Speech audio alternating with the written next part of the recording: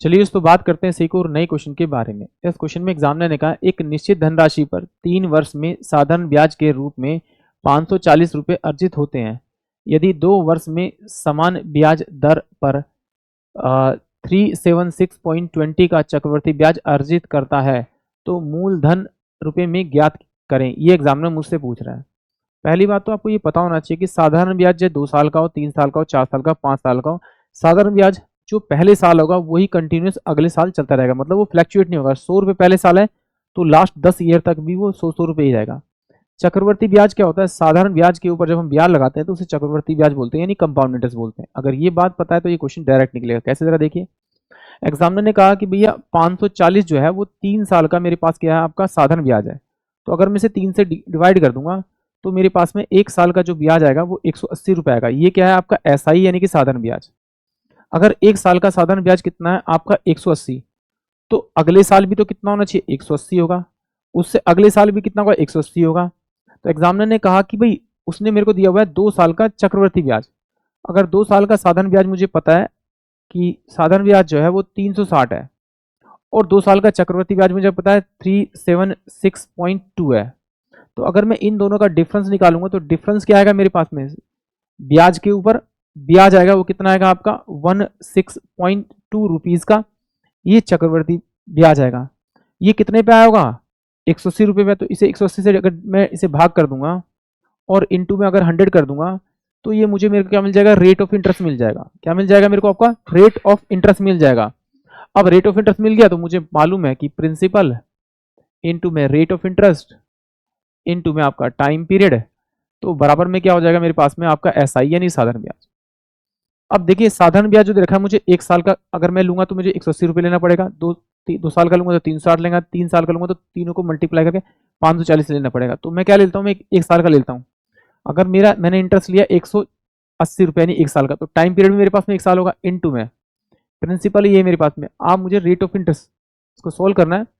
इसको सोल्व करूंगा तो मेरे पास में क्या हो जाएगा, आपका ये जाएगा 162 और अपोन में कितना आ जाएगा 80। ये मेरे पास में रेट ऑफ इंटरेस्ट आ जाएगा। तो इसको क्या करें, यहाँ पे रख दूंगा। इसकी वैल्यू कितनी, 162 डिवाइड बाय में 18 और 00, ये इसकी वैल्यू, इसको इधर भेज देते हैं। तो प्रिंसिपल जो आ जाएगा मेरे पास में वो 180 इंटू में 1800 अपोन में 162 इसकी वैल्यू हो जाएगी। सोल्व कर लेते हैं आपका। तो इसे काटूंगा तो 9 दूनी और 9 एकम 9, 9 अट्ठे 72, 18 से 18 गया। यानी कि जो मूलधन आएगा यानी प्रिंसिपल आएगा वो मेरे पास में 2000 आएगा। यानी कि ऑप्शन जो ए होगा वो इस क्वेश्चन के लिए करेक्ट होगा। तो चलिए आगे इसे देखते हैं एक बार एक और तरीके से। कैसे, जरा देखिए। मान लेते हैं कि भाई जो मेरे पास जो आपका